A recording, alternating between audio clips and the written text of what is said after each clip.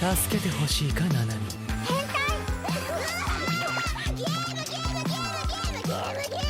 心を燃やせ。限界を超えろ。 Hello and welcome to More Than Headlines, your weekly anime news podcast powered by Audio Technica, made by Australians for global citizens. I'm your extremely humble host, Brendan White, aka the Salt and Pepper Senpai. And joining me in the studio, my trusted co-host and rival, the Aira to my Momo, Courtney Smith. How the bloody hell are ya? I am very good. I finally got my lum tattoo.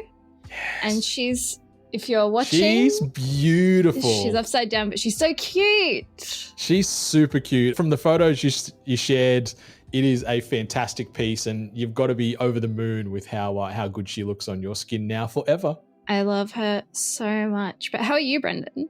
I am doing pretty good. The sun is shining here. We are recording on Saturday, the 10th of August. So we are getting to the back end of winter, but it doesn't feel like winter today. It's a great day. It's a great time to talk anime. There is some negative news we're going to be unpacking here for sure. But overall, I think we've got a pretty juicy docket today. What do you reckon? Yeah, let's do it. Hell yeah. You like the news? Oh boy. So today, our first news piece is about one of our beloved series, My Hero Academia. The manga has finally ended after 10 years of plus ultra superheroes. It's come to an end on August 4th with chapter 430. It was released alongside supportive and congratulatory messages to Kohei Horikoshi from other mangaka like Eiichiro Oda and Akutami Gege. Wow, 430 chapters. Yeah, My Hero Academia started serialization way back in July of 2014 in Weekly Shonen Jump. Currently, the whole manga is available to read on the Manga Plus Shueisha site and the Shonen Jump app, respectively. It quickly became one of the most popular titles on the platforms, with the anime adaptation starting way back in 2016. Quick maths, that is 8 years ago today. Since then, the series has 7 seasons of anime currently available, as well as 4 anime films. You can watch the anime on Crunchyroll, and also some of it is available on Netflix, pending your region also. This is so crazy to me. I remember back in 2016 when the anime started, and it absolutely took the world by storm. It makes me feel really old, actually, that 2014 was 10 years ago. But Horikoshi Sensei has really brought a special manga to the industry. And from it, we've had so many copycats and anime and manga with similar kind of superhero themes and ideas. He's definitely a trailblazer, so I'm excited to see what his next big hit is. Yeah, you bang on, Courtney. Like, imitation is the highest form of flattery, as they say, and there is many Wish and Temu versions of My Hero running around these days. But holy moly, what a journey. And I just want to sort of, have a big round of applause for Horikoshi Sensei for taking us on one of my favorite journeys in all of anime. 430 chapters, like that's no joke. And the story, from strictly an anime perspective right now, for me, I feel it's managed to improve season upon season. It gets tonally more mature, tonally more darker, and the stakes are constantly somehow elevated season after season, which is great storytelling in itself. And I cannot wait to see when these final scenes do end up on our screens, probably several years down the line based off the pacing. But yeah, I feel when it's all said and done, My Hero Academia is going to go down as one of the greatest of all time. And Courtney, I wanted to say I'm getting so close to jumping in on the manga. I have been on a huge manga binge the last couple of months, and I look at it in my to-read list every other day when I jump on to sort of skim through my other chapters. And I think I'm going to jump in. I don't know if I'm going to go from chapter 1. I might sort of jump in on the back of season 7 and just ride the wave to the end from there. But yeah, I love me some My Hero, and I feel it gets unnecessarily beaten where they say it's overhyped and the storytelling's weak. Like, just these anime gatekeeper elitists out there that just poo-poo on that and it's just the big 3 or bust. I feel that My Hero is on the precipice of sort of getting up to that type of level because it's great storytelling, great animation, and I just love the world.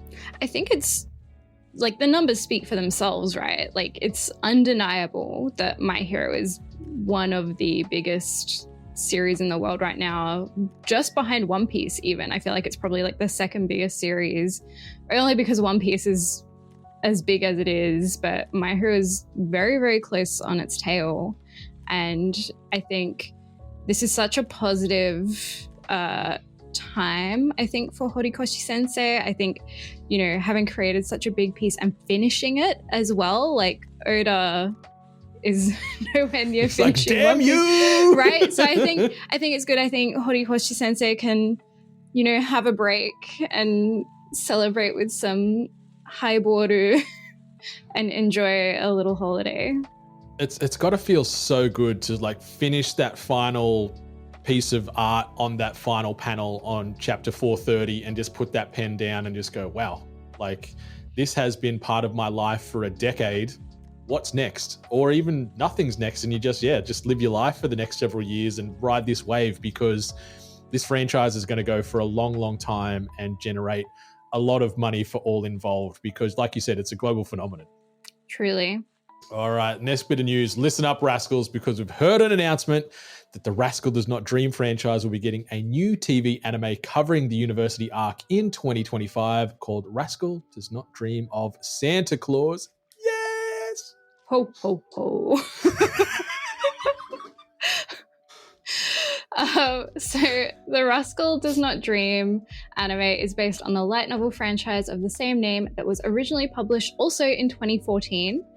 The 15th and final volume of the light novel series will be released on October 10 this year, and the TV anime Rascal Does Not Dream of Bunny Girl Senpai premiered in 2018 and adapts volumes 1 to 5 of the light novel. Since then, there have been 3 sequel films that adapted the 6th to 9th light novel volumes. I am so goddamn happy, Courtney. I've been doing a rewatch again of both the TV anime and the 3 films over the last couple of months, and I adore this world. I adore the characters, and you know, Maya Sakurajima, I think, like, I've sort of had this question rolling around in my head that I've started to weave into episodes of More Than Hentai, where I ask who their anime hall pass is, and I feel that Mai could very much be my hall pass. I love her so much. I like that she's a real fleshed out character. Yes, she's a gorgeous starlet and all that, but she's behind that, like, there's so much depth to her and insecurity and emotion and humor and sassiness that I'm just all about. So I cannot wait to watch Rascal Does Not Dream of Santa Claus, and shout out to the Santa ho ho ho. That's some of your best work right there. If that's not sort of immortalized in history now, I don't know what is wrong with the world. But yeah, I love this world. It doesn't get enough praise, I feel, because it's in a weird spot, this franchise, because it is romance, it is comedic, but there is this supernatural element to it too. So it is a bit of a weird juxtaposition of genres, but it really works for me, and the writing's great, and the animation as well from Cloverworks on this is like double thumbs up, hard 10s. It is stunning, panel to panel, scene to scene, and yeah, I'm hyped as hell. Are you hyped? I am.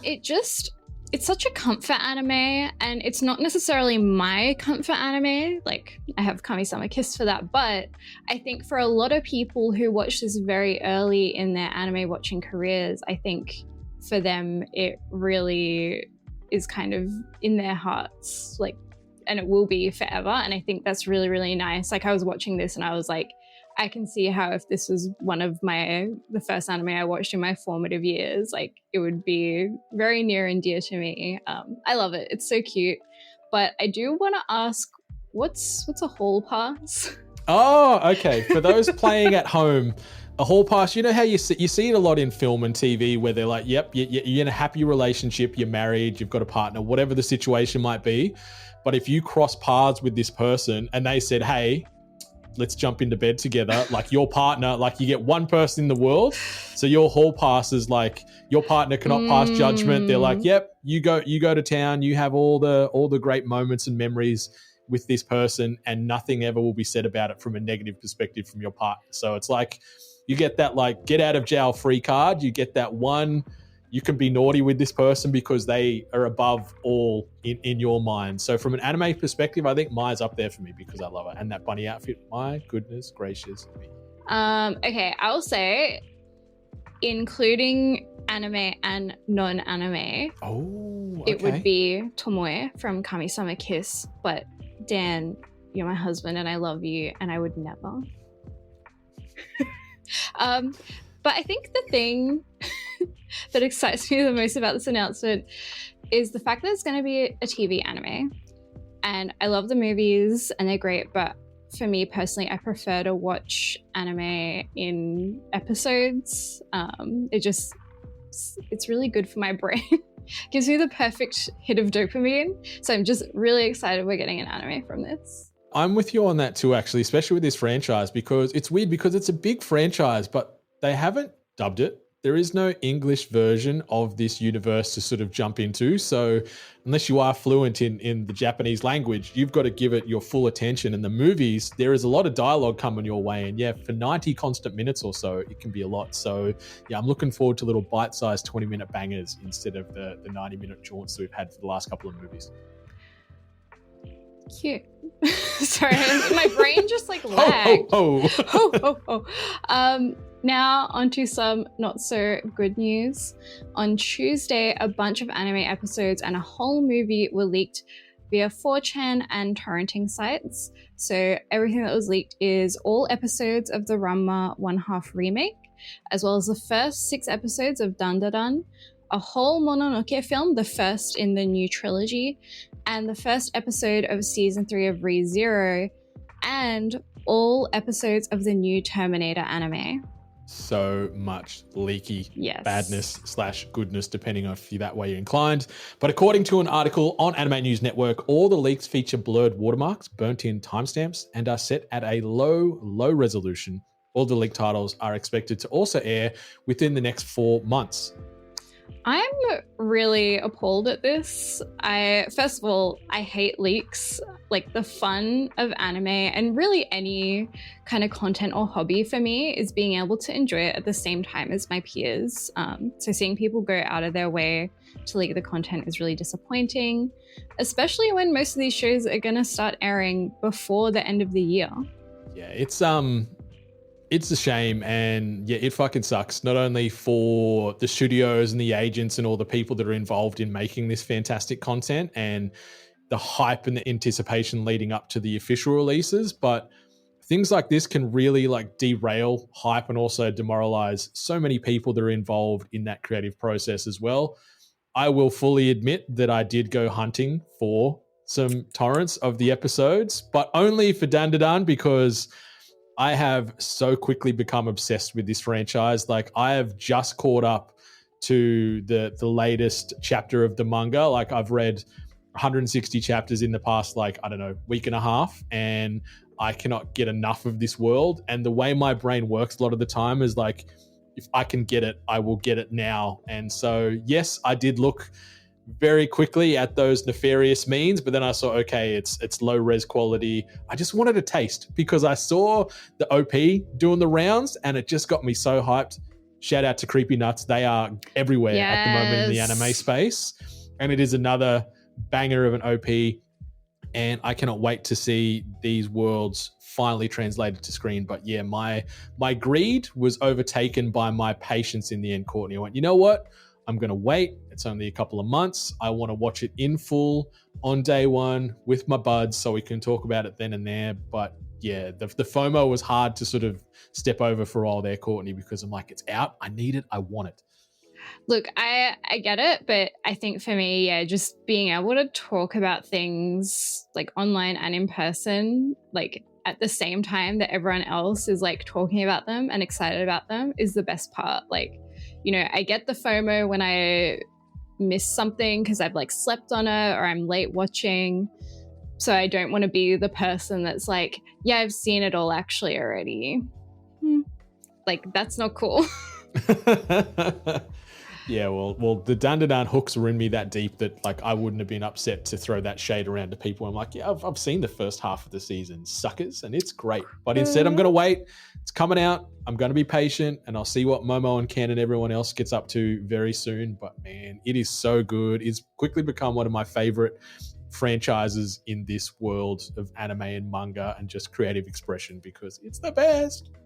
I'm so excited for it to start airing. Yeah. We're eating well. We're eating well for the rest of this year. We've got a couple of big releases there. So, yeah, the life of a weeb is a good time to be alive. Truly. Speaking of new releases, though, let's look at On the Horizon, rapid fire news, and sometimes major releases presented by Otaku Box, the only anime box with scale figures, voting, and Echu. So much. I opened my emails up the other day on my new work laptop in my new office, and the guy beside me was like, "Oh, what's that?" And I'm like, "Do you really want to know, or are we just going to ignore it and keep going with our work day?"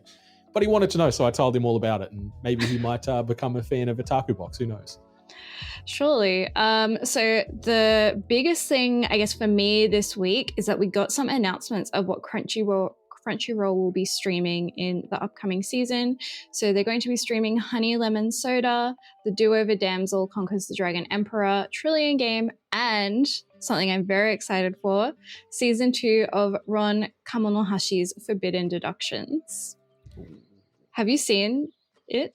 I haven't. I've heard, and it's been in my periphery a lot of the time. So I probably need to give it a bit of a peek before season 2 drops, because a few people that I know that have seen it, now knowing that you're also hyped on it, I'm like, okay, it's gaining some momentum amongst my circle here. But I really feel like drinking some honey lemon soda. That just sounds so refreshing. It sounds delightful. I don't think I've ever had honey lemon soda, but I want some. It sounds like it would be like sour and sweet, which I love. I love sour. Yeah. But if you can't get honey lemon soda, you can also get this delicious Dash water from all good stockists. No calories, no sugars, no sweeteners, just good taste and good for you. Raspberry's my favorite. Oh, you know what else is good for you though? A Haren Sun. Have you seen A Haren Sun? I have. Okay. A Haren Sun is one of my favorite anime of all time, and it's officially getting a second season, and I cannot wait. It's not my favorite of all time, but it is super cute. I love their little dynamic, and awkward romance is one of my favorite things to check out. So I'm happily surprised that we're getting a second season, because again, I don't know a ton of people that talk about this IP at all. So it's nice to see these sort of little engines that could making their way through with repeat future seasons, because it was a really enjoyable jaunt when I checked it out a couple of years ago. And I'm going to be jumping in day one for season 2 for sure. The thing I love about Haren-san is the scene where she has the eye drops and she's like, can you put the eye drops in for me? And he's like, okay, but she keeps like moving her head, and then when he's like, okay, try it on me and I'll like show you how it works, and she's like dropping it on his face. It's so great. Like, it's brilliant. They're so adorable together. Oh, so good. The other little bit of rapid fire news we have is that JoJo's Bizarre Adventure Golden Wind has got a collaboration perfume line with NOS perfume, which I don't know the brand, but that's insane. It is really insane. Like we can't escape these bizarre and unique collabs at the moment in the anime and manga worlds. Like, I'm all for it. I don't know if I want to smell like Dio or anything like that. Like, is it like you smell of villainy and lust and treachery? I don't know what notes that type of perfume would have, but like, more kooky, weird collaborations for sure. And this is certainly one that I did not have on my bingo card. So I'm looking at the perfumes right now. So we've got Jono, obviously. He's a really like a harsh, like fruity, citrusy perfume. There's Bruno, who looks amazing, is like almond and black tea. Abaccio is orange and black pepper.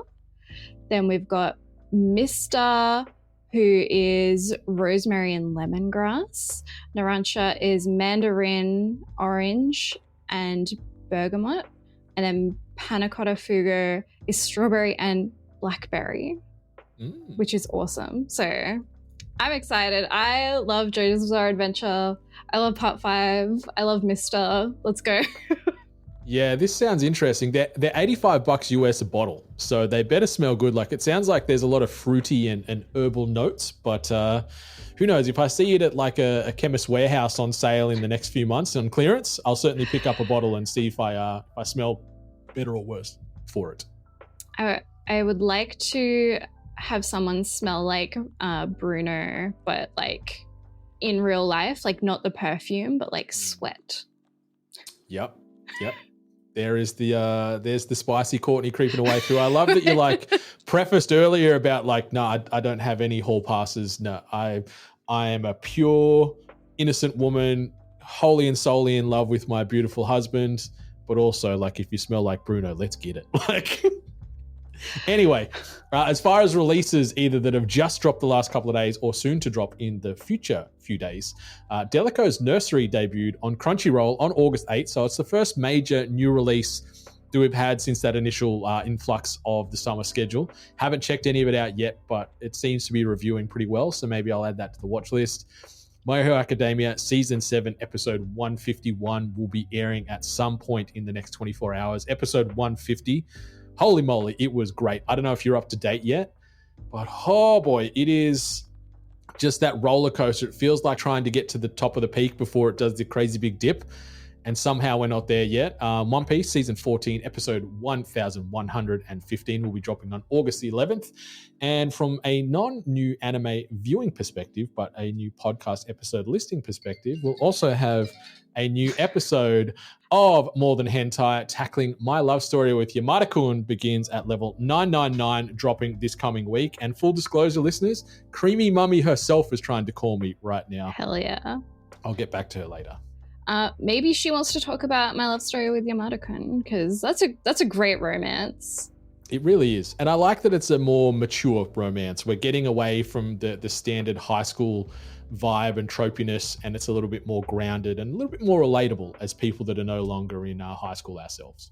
Yeah, I really like the romances that are from like a university setting or like a workplace setting. I find they're really fun and obviously more relatable for us. Hell yeah. Hell yeah.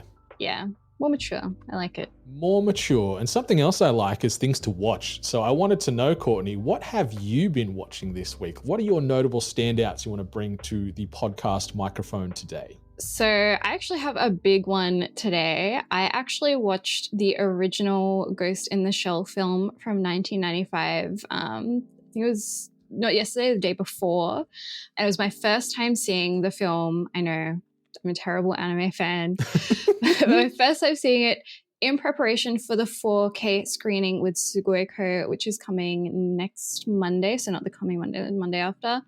And oh my God, what a fantastic movie. Why did no one tell? No, everyone told me. Everyone's like, Courtney, please watch. I finally did. And after I finished it, I immediately wanted to watch it again. I was like, I need more Ghost in the Shell, but like exactly what I just watched. And I can see why it's hailed as a masterpiece. If you haven't seen it, go watch it.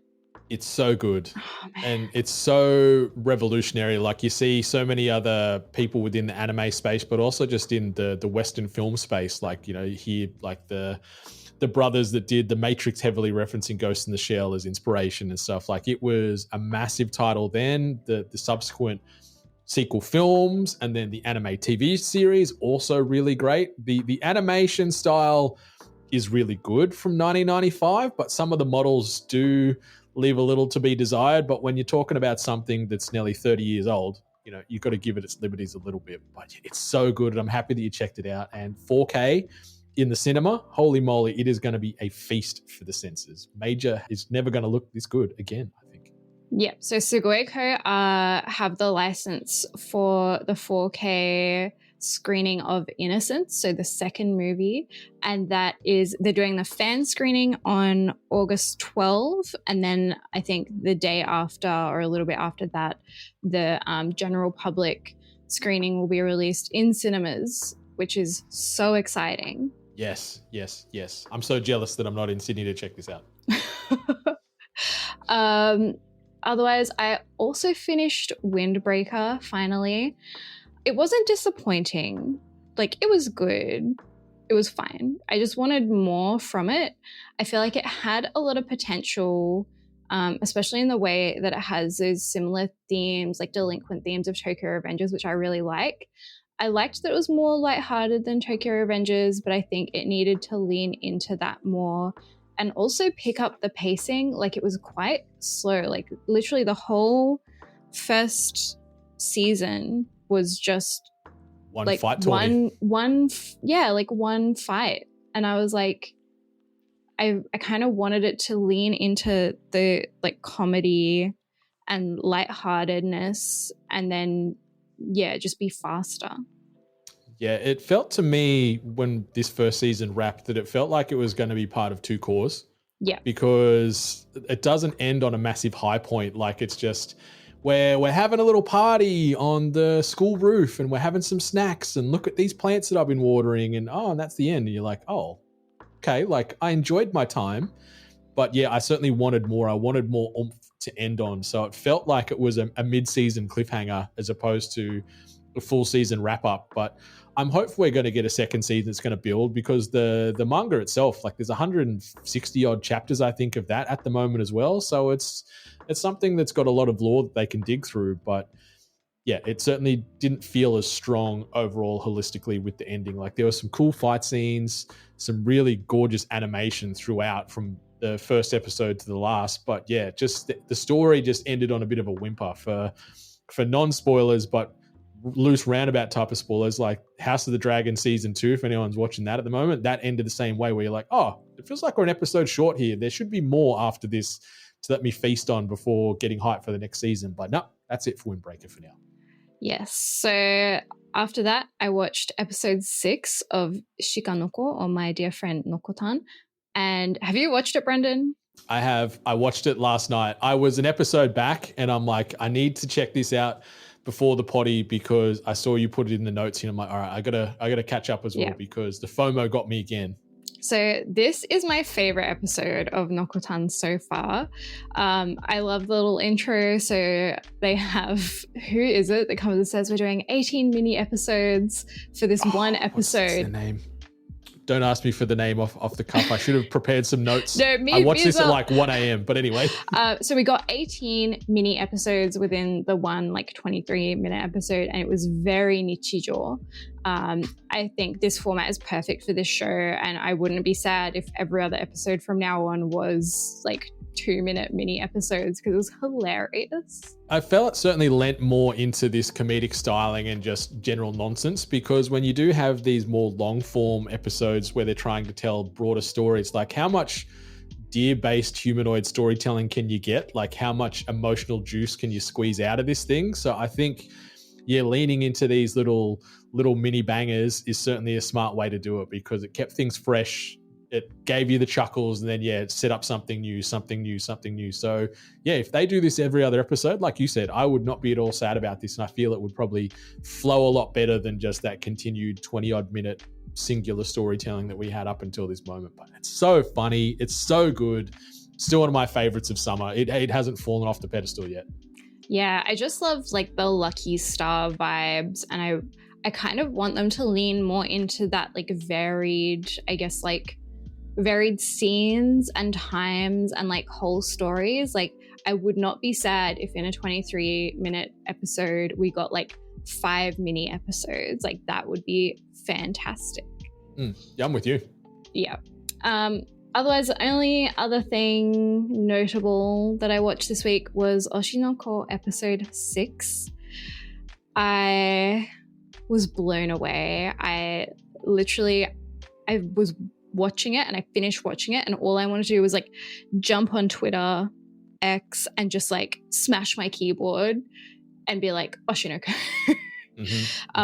This episode was fantastic. Like some of the best anime I've watched in a long time. We went on Melt, who was the bad actor from Sweet Days, and we went on this like emotional journey with him, and seeing him use his frustration as an outlet to improve himself was really, really good, and it was so human. Like it gave me chills. And then add in the part where he kind of has this like conniption as he's like delving into his own psyche, and the art is insane. It's like watercolor and then crayon and everything. It's so colorful and gorgeous, and there's lines everywhere, and this episode was just everything.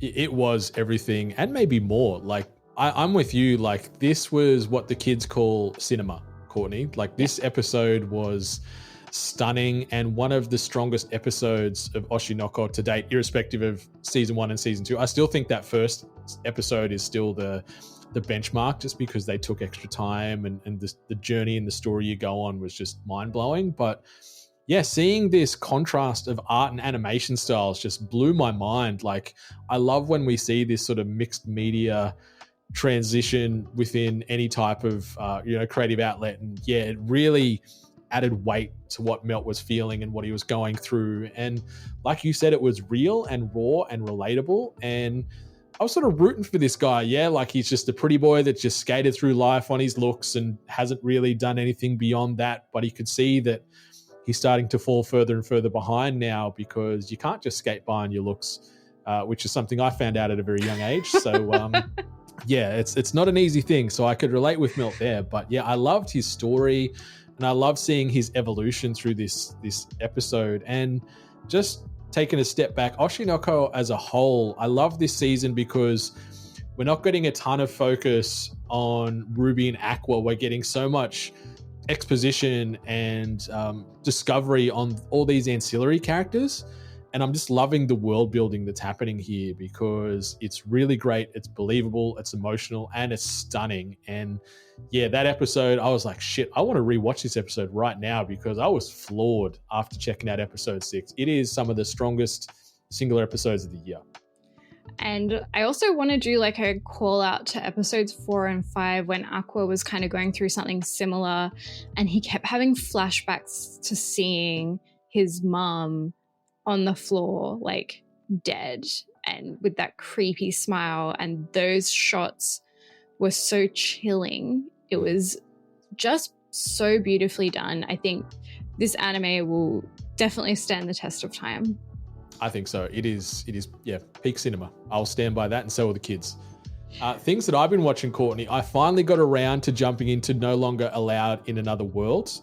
And I'm a little annoyed that it took me a few weeks to jump into it, but I'm happy I did now, because it's such a fun time.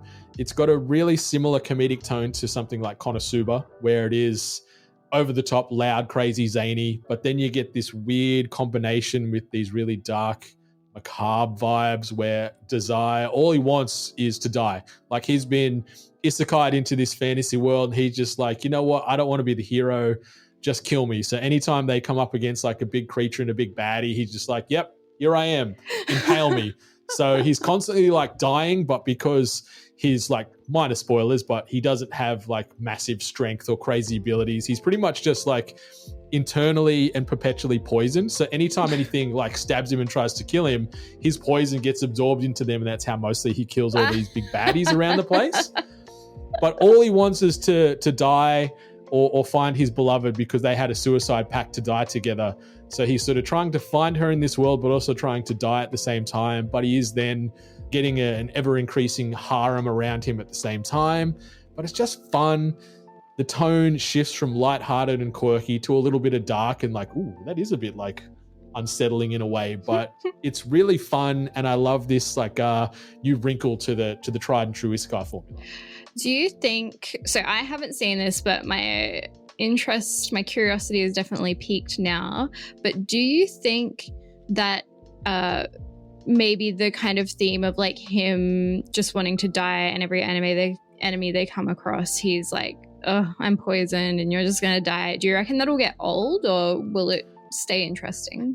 Maybe a little bit, and maybe the ability creep will probably change his dynamic a little bit too, because he is leveling up as he's going through these episodes. So maybe he will eventually, because now he is trying to find his partner, if she maybe got isekai'd into this world as well. So maybe because he's got something to live for, only I guess to die together with when he finds her, maybe he will start to have some heroic traits start to step up. But he's great, and because he is just this old grizzled author, he's always getting out his notepad and writing notes for his next big novella, and trying to sort of frame things in a very artistic way. But then he's like smoking all the time.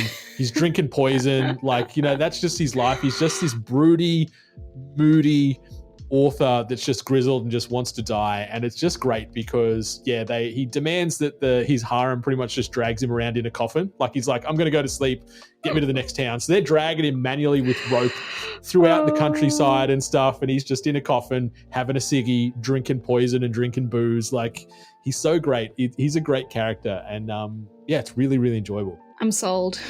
Yeah, give it a peek. Maybe don't give a peek to my next thing that I'm working through, but season 2 of Rising Impact just dropped on Netflix. Elevator Pitch is an anime about a young child golf prodigy, but this show sucks.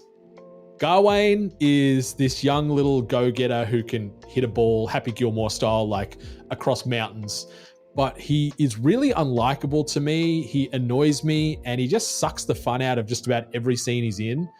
The writing, the voice acting, the animation are really super weak and sort of subpar.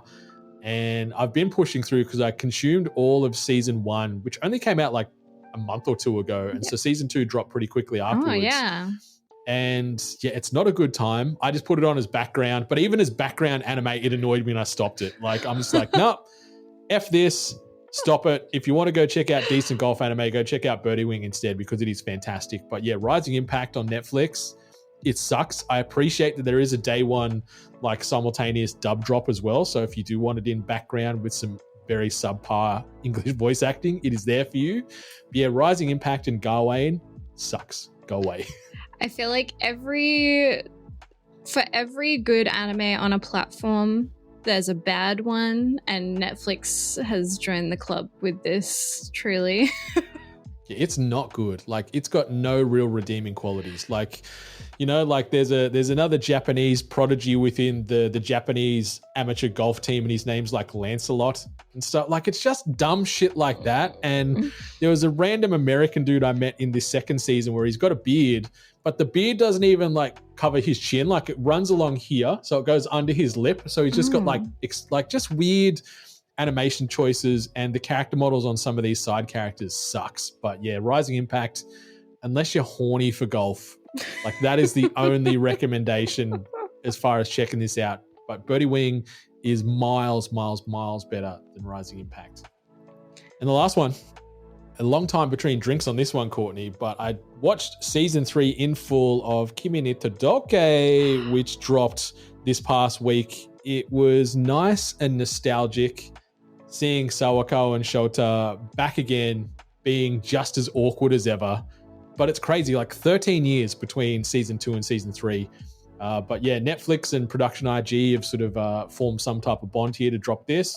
I appreciate as well, it was also a simul drop with the dub. So whether you want to check it out subbed or dubbed, it's ready to roll. I really enjoyed stepping back into this world, seeing not only their romance continue to grow and evolve, but also the main ancillary characters finding their way through life. Seeing Sawako continue to grow is probably the best part of this anime overall. Like, she's just the awkward, isolated girl who's never had friends up until now. She's always been just, if you've seen The Ring, like she is the ring girl. Like everyone's terrified of her. Yep. She's quiet and awkward and shy and reserved. Like so many emotions that are relatable for anyone that goes through school. But I've got to say, Courtney, I'd be lying if I wasn't bored at times, like, which makes me sad to say because I love romance. I love love. I love this world and I love these characters. But what they've done is they've done 5 episodes for this season, but they're a minimum of an hour long each. So it's almost 3 episodes in the one. So like we talked about with Rascal, it gets a little monotonous at times where it's just the constant trope where, Shota's stuck in his own head or Sawako's stuck in her own head. And it's like, no, just fucking talk to your partner about how you're feeling instead of stretching this out for 50 minutes over nothing. It's like, no, it's all fine. And then it goes for 50 minutes. Like, it's not fine. Just talk about what you're feeling. So it was frustrating me so much amongst the boredom. But overall, I'm happy to see it back. And the animation style it felt like this was done the week after season 3 ended. Like, it is so, like, continued from the character models, the animation style, the art style, the soundtrack and the score. Like, it felt very fresh / nostalgic. But the hour-long episodes is a weird choice. And also the fact that not a whole lot still happens in this world, same as in the first 2 seasons, like not a ton happens in this universe with these characters, but it is cute and it's easy watching. It's comfort food. Yeah, it is. It's very, very comforting. I've only actually seen season 1. I definitely need to get a move on with season 2 and then watch season 3. Because I'm a big fan of like romance and slice of life, and like I love season 1. It's so sweet and wholesome, and it's so iconic as well. Like the fact that there are like so many live action versions and the manga, and there's so much going on with this whole franchise. So it'll be worth it when I get around to season 2 and 3. Yeah, but just strap in because season 3, 5 episodes, an hour long each. So if you look at it that way, I guess it averages out to 15 episodes with my quick maths. So it is a good jaunt, but there's a lot of downtime in those episodes that really frustrated me this week. I think maybe because I was watching things like Oshinoko and my Deer Friend Nokotan and a few others around that, where there's just constant high energy and stuff going on all the time. Then I went to this where it was a bit paint dryish, which I don't want to sound disrespectful, but I wanted more, Courtney, but it was still cute. I still got teary-eyed a couple of times, so I can't complain too much. Aww. But Courtney, that's all I've been watching. Anything you wanted to shout out before we get to the back end of episode 12 of More Than Headlines? What do I want to shout out today? I want to shout out my new screen, my new background, so that no one can see the mess that is my secret anime cave.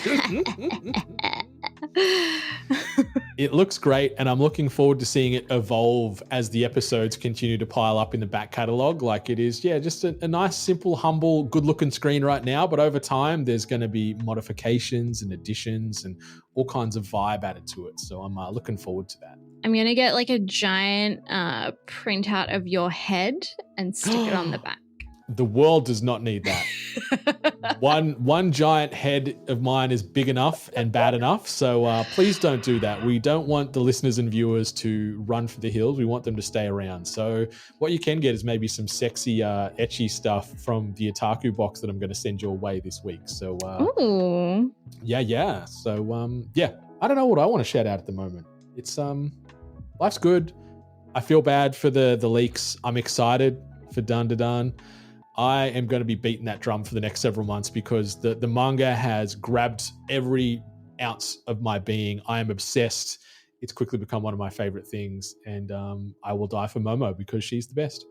Fair. And also, who is your hall pass, listeners and viewers? Tell us who your anime hall pass is. I would love to know who your hall pass is to do all kinds of sweet and nasty things without judgment from your partner. So hit us up on the socials, myself at More Than Senpai, Courtney at Courtney_San, or on the email if you wanted to, Brendan at stayhungry.life. Be sure to rate, review, subscribe this podcast on all of the podcast platforms you're choosing. We only accept 5-star reviews here though. Sadly, the platforms are broken. You can't press any lower than 5 stars. So we don't make the rules. That's just what happens these days on Apple and Spotify. So 5 stars or nothing. If you are watching us, be sure to comment, rate, subscribe, like all those things on TikTok and YouTube to help us keep going in that algorithm. Then head on over to morethanhentai.life to get your hands on the tastiest merchandise in the land. We have a new, very sexy, very sultry Gojo gender bend piece of merch available right there, right now, over at morethanhentai.life. I got a little hot and flustered seeing that one become reality this week, Courtney. She is a sexy lady. Jesus, maybe that's my new hall pass, Gender Bend Gojo. Oh my, anyway. But while you're there, and once you're done perving on Gojo herself, you can join the Sugoi Squad from the low price of $1 per month to get you exclusive access to content, perks, and giveaways you will not find anywhere else on planet Earth. Whether your anime be subbed, dubbed, or still yet to come, enjoy yourself, and much love to all the waifus and husbandos out there. Goodbye. Mata ne.